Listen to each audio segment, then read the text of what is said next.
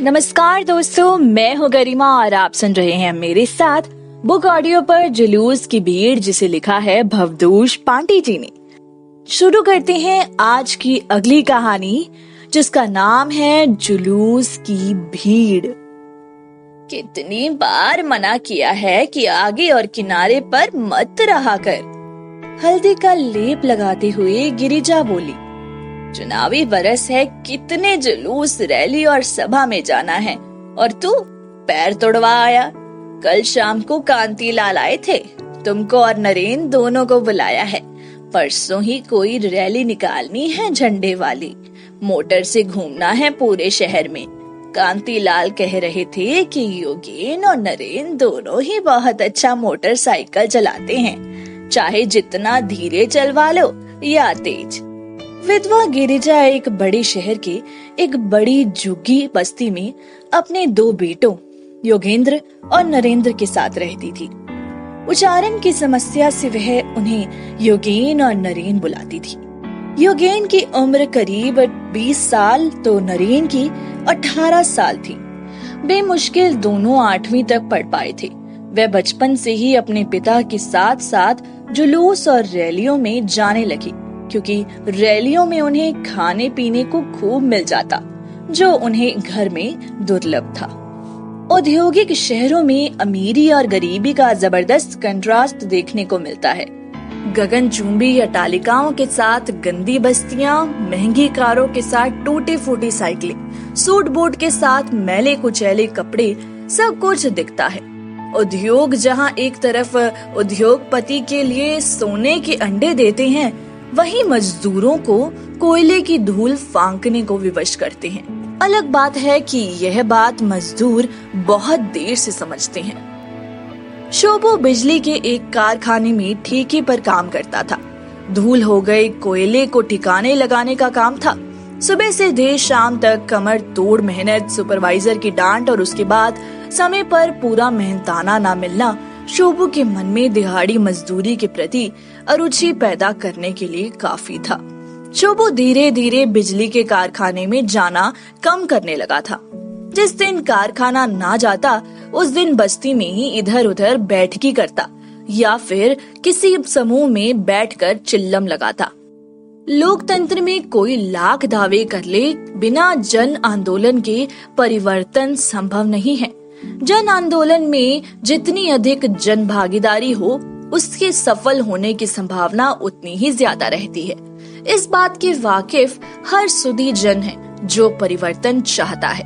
व्यापारी समूह, मजदूर, किसान, राजनीतिक विपक्ष, महिला समूह, दबाव समूह और गैर सरकारी समूह आदि को अपने तमाम मुद्दों को लेकर सड़क पर उतरना एक जरूरत बनती जा रही है। इन आंदोलनों के नायक पहले से तय होते हैं और बाद में इनके अनुगामी इकट्ठा करने की प्रक्रिया शुरू होती है, और उसके बाद जुलूस में नारे लगाने वाली भीड़ की तलाश। कांतीलाल शोभू की ही झुग्गी बस्ती में रहता था। शहर के एक सूती कपड़े के मिल में सुपरवाइजर का काम करता था। उसका काम बाकी के मजदूरों पर निगरानी और मजदूरों की गुटबाजी की खबरें ठेकेदार और प्रबंधन को पहुंचाने की थी। शुरू में तो सब कुछ ठीक चलता रहा और उसे इस काम में मजा भी आ रहा था। एक दिन कुछ मजदूर अपनी कुछ मूलभूत मांगों को लेकर कांतीलाल से भिड़ गए और आक्रोशित होकर उस पर हमला कर दिया। कांतीलाल और कुछ मजदूर घायल हो गए। मामला पुलिस तक पहुंचा। प्रबंधन ने ठेकेदार पर दबाव डाला और कांतीलाल की नौकरी से छुट्टी हो गई। जिस नौकरी को वह बहुत मजे से करता था और खुद को मजदूरों का मालिक समझता था, उसे समझ में आ गया कि वह ठेकेदार और प्रबंधन द्रव्य का प्यादा मात्र था। खेल की संरचना और नियंत्रण तो कोई और कर रहा था। नौकरी से छुट्टी होने के बाद कांतीलाल झुग्गी बस्ती की चाय की दुकानों पर बैठकी करने लगा। उसकी लगभग सबसे जान पहचान हो चुकी थी। बच्चे, युवा, बूढ़े और महिलाओं के लिए वह खबरों का स्रोत था। किसी की कोई भी समस्या हो, वह बेहिचक कांतीलाल से बता सकता था। वह समाधान भले ही ना कर पाए, लेकिन सहानुभूति जरूर देता था। सुपरवाइजरी का अनुभव एक दिन रंग लाया। जब एक नेताजी ने कांतिलाल को 100 लोगों की भीड़ एक जुलूस में लाने को कहा। ये नेताजी भी पहले कांति की ही सूती मिल में सुपरवाइजर का काम करते थे और अब एक बड़ी पार्टी के स्थानीय स्तर के प्रमुख नेता थे। नेताजी ने कांति से कहा कि युवा, बुजुर्ग या महिलाएं जो भी मिले सबको ले आना।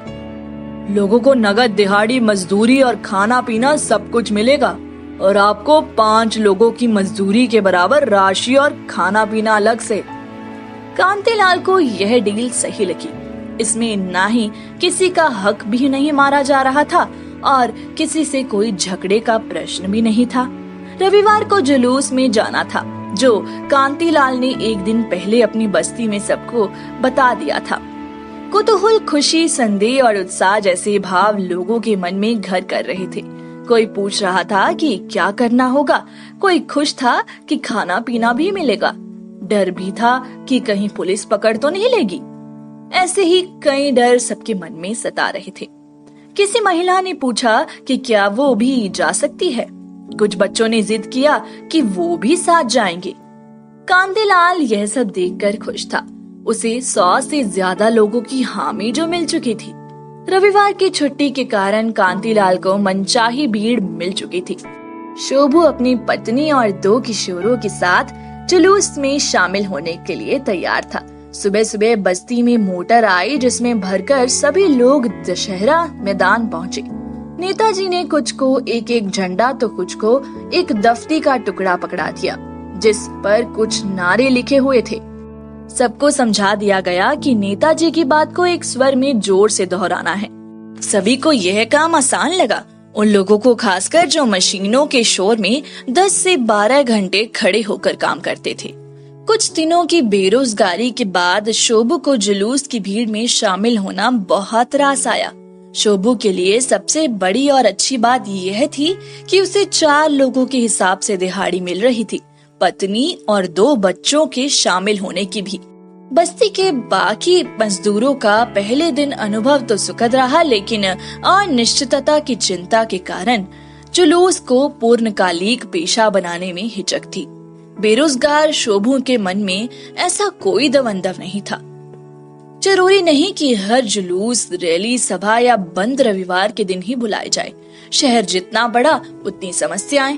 भौतिकता जैसे जैसे बढ़ती रही, वैसे वैसे मुद्दे बढ़ते गए।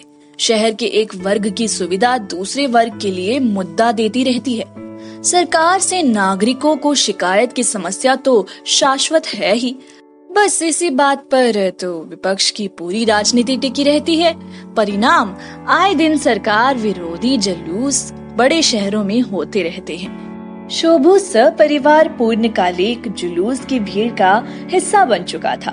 क्या रवि, क्या मंगल, हर दिन वह जुलूस में जाने के लिए तैयार रहता था। कई बार अपनी पत्नी गिरिजा को भी साथ जुलूस का हिस्सा बना लेता था।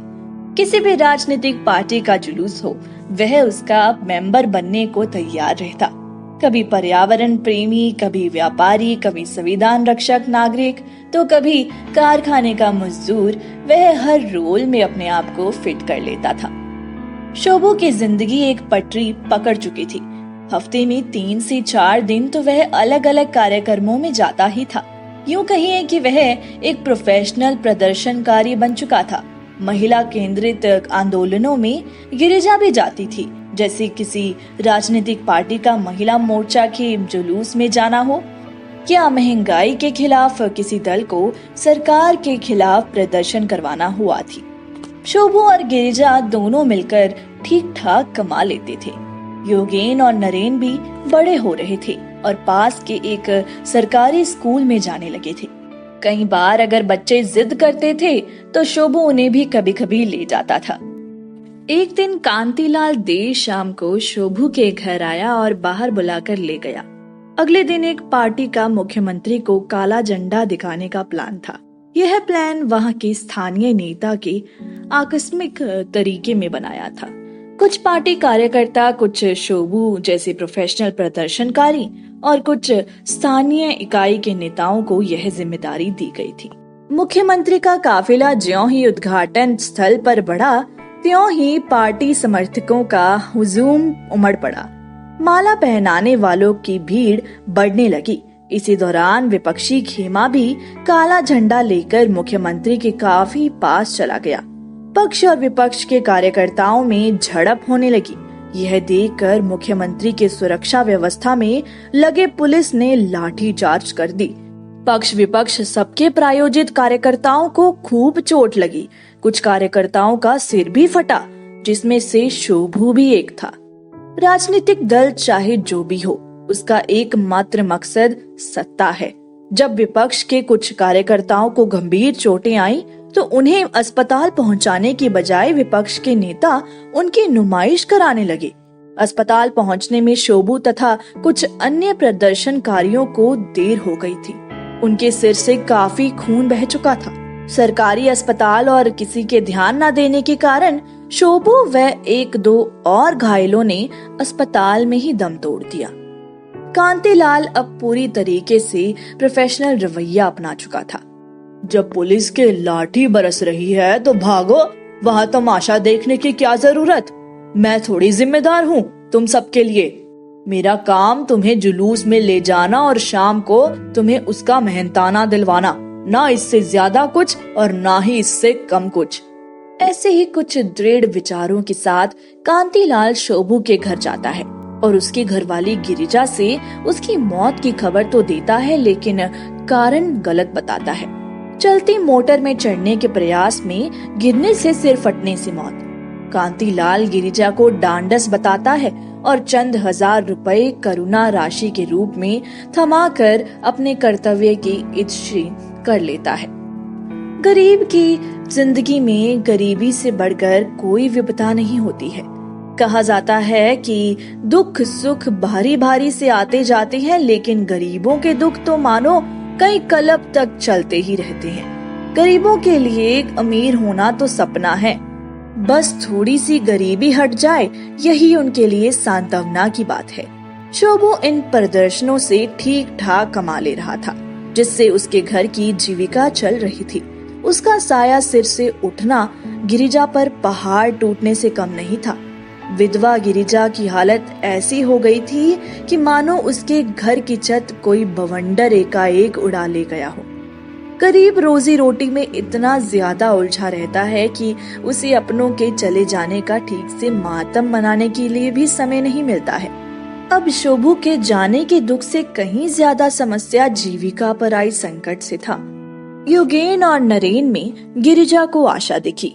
योगेन और नरेन अब किशोर से युवा अवस्था की तरफ बढ़ रहे थे। पिताजी के साथ वो कभी कभी प्रदर्शनों में जाया भी करते थे। यूं कहे कि उनकी परवरिश ऐसी हो गई थी कि उन्हें इन प्रदर्शनों में जाने के अलावा और कोई विकल्प भी नहीं था। यह समस्या लगभग हर गरीब के साथ हो ही जाती है। गरीबी इतनी के पेट पालने में ही परेशान, बच्चों की पढ़ाई तो फिर बहुत ही टेढ़ी खीर। हफ्ते दो हफ्ते बाद कांतिलाल गिरिजा के घर पहुंचे और योगेन व नरेन को प्रदर्शन और जुलूस में ले जाने की मंशा जताई। अगर गिरिजा को पता रहता कि शोभू की मौत की वजह प्रदर्शन में हुई तो कांतिलाल को गिरिजा के घर से खाली हाथ लौटना पड़ता। खैर, योगेन और नरेन अगले प्रोफेशनल प्रदर्शनकारी बनने की राह पर चल पड़े थे। योगेन और नरेन प्रदर्शनों में अक्सर आक्रोशित हो जाते। माँ लाख समझाए कि बेटा किनारे पर नहीं, भीड़ में चुपचाप चला करो, पर दोनों भाइयों के रंगों में दौड़ता नया खून उन्हें भीड़ से खींचकर आगे ले जाता। अब कल शाम संविधान बचाओ यात्रा के दौरान मंत्री आवास के घेराव हेतु भीड़ आगे बढ़ने लगी। पुलिस ने पहले पानी के जेट चलाए और फिर ताबड़तोड़ लाठियां बरसाने लगी। योगेन को हाथ और पैर में गंभीर चोट आई थी। एक पैर की हड्डी भी टूट गई थी। बड़े भाई की चोट से नरेन भी डर गया था। गिरिजा योगेन के पैर और हाथ पर हल्दी और चूना का लेप लगा रही थी। उसे बेटे से उल्लाहना भी थी और ममता की पुचकार भी। हल्की चोट है, एक दो दिन में ठीक हो जाएगी। कांतिलाल गिरिजा की झोंपड़ी में प्रवेश करते हुए बोले। पार्टी प्रभारी कह रहे थे कि योगेन पार्टी का एक भावी नेता है। जुलूस में उसके जैसा समर्पण तो पार्टी के पद अधिकारियों में भी नहीं है। कांतिलाल के स्वर गंभीर थे। उनके चेहरे के भाव देखकर गिरिजा उदासीन हो गई। क्या नेता बनने के लिए अपने शरीर की दुर्दशा करानी पड़ती है? ऐसे सोचती सोचती वह कहीं खो सी गई थी। माँ! योगेन गिरिजा का मुरझाया मुंह देखकर उसे पुकारता है। मैं ठीक हो जाऊंगा माँ। हाँ बेटा, तू जल्दी ही ठीक हो जाएगा, गिरिजा ने बेटे को दिलासा देते हुए कहा। नरेंद्र, सुना है तू बहुत अच्छी मोटरसाइकिल चला लेता है। कल शाम को एक चेतना रैली निकालने जानी है। उसमें 3 घंटे के लिए 500 रुपए मिलेंगे और खाना पीना अलग से। मैंने तुम्हारा नाम नेताजी को लिखा दिया है। कांतिलाल एक तरह से अब नरेंद्र को कल की चेतना रैली के लिए सूचित कर दिया था। अगले दिन नरेंद्र दोपहर के बाद पार्टी कार्यालय से मोटरसाइकिल उठाकर समूह में शामिल हो जाता है। यह कोई चेतना रैली ना थी, बल्कि एक समुदाय विशेष के क्षेत्र में जाकर नारेबाजी करनी थी। दरअसल नेताजी की कुछ दिनों पहले एक दूसरे समुदाय के नेता से झड़प हो गई थी। दोनों ने एक दूसरे के क्षेत्र में एक दूसरे को देख लेने की धमकी दे दी थी। बस उसी के लिए नेताजी ने लड़के जुटाए थे और नाम एक विशेष चेतना रैली दे दिया था। दोनों समुदायों में झड़प होती है और पुलिस को इस बात की सूचना मिलती है। भीड़ में एक समुदाय दूसरे पर पेट्रोल बम फेंकता है। पुलिस को स्थिति नियंत्रित करने के लिए गोली चलानी पड़ती है और 2 लोगों की मौत हो जाती है और उसमें से एक नरेंद्र भी था। दोनों समुदाय के नेताओं को पुलिस गिरफ्तार कर लेती है और पूछती है कि किसने पेट्रोल बम फेंका था। नेताजी कहते हैं वह तो शांतिपूर्ण तरीके से स्वतंत्रता चेतना रैली निकाल रहे थे। उपद्रवी तत्वों ने माहौल बिगाड़ने की कोशिश की। यह मेरे साथ नहीं था और न ही मेरी पार्टी का सदस्य है, नेताजी ने तपाक से पुलिस से कहा। मेरी तरफ का तो सवाल ही नहीं, दूसरे पक्ष के नेता ने भी यही बात दोहरा दी। स्वर्गीय नरेंद्र अब उपद्रवी तत्व की तरह चिन्हित हो चुका था। नेताजी पुलिस और कानून की गिरफ्त में छूट गए। उन्हें नरेंद्र की मौत से कोई दुख नहीं था, बल्कि वह अपनी धूर्तता पर आह्लादित थे। जब गिरिजा को यह खबर मिली तो वह बदहवास थी। योगेंद्र के आंसू थम ही नहीं रहे थे। योगेंद्र को लग रहा था कि कहीं बाबूजी भी तो ऐसे ही प्रदर्शन में तो नहीं, और योगेंद्र का शक भी सही था। अब कांतिलाल की हिम्मत नहीं थी कि वह गिरिजा के घर जा सके, क्योंकि उसे पता था कि इस बार वह लाख कोशिश करे उसका झूठ पकड़ा जाएगा। जुलूस अब भी निकल रहे थे और उसमें भाड़े की भीड़ भी खूब हो रही थी, लेकिन योगेन और नरेन अब उस भीड़ के हिस्से नहीं थे। पहले से और अधिक प्रोफेशनल कांतिलाल अब किसी और योगेन में नरेन की खोज में निकल पड़ा, जो जुलूस की भीड़ का हिस्सा बन सके। तो दोस्तों, यह थी कहानी जुलूस की भीड़, जिसे लिखा है भवदूष पांडे जी ने। उम्मीद करती हूँ कि आपको इस कहानी से बहुत कुछ सीखने को मिला होगा। तो सुना आपने कि कैसे बेचारे गरीब लोगों को पैसा कमाने के लिए कितना कुछ सहना पड़ा। 2 लोगों की जान भी चली गई, मगर इससे कांतिलाल और नेताजी को कोई ज्यादा फर्क नहीं आया था। उन्होंने तो फिर से नई भीड़ को ढूंढना शुरू कर दिया था। उम्मीद करती हूँ कि आपको इन पात्रों में कहीं अपने आसपास के लोग तो जरूर दिखे होंगे, जो बेचारे रोज ऐसी जिंदगी सहते हैं। अगर आपके पास कोई काम है, अगर आप उनकी मदद कर सकते हैं तो अच्छा है, आप उनकी मदद करें। यह नहीं कि आप भी इन नेताजी और कांतिलाल की तरह उन्हें मौत के कुएं में धकेल दें। लौटूंगी भवदूष पांडे जी द्वारा लिखित और कहानियों के साथ। तब तक सुनते रहिए बुक ऑडियो।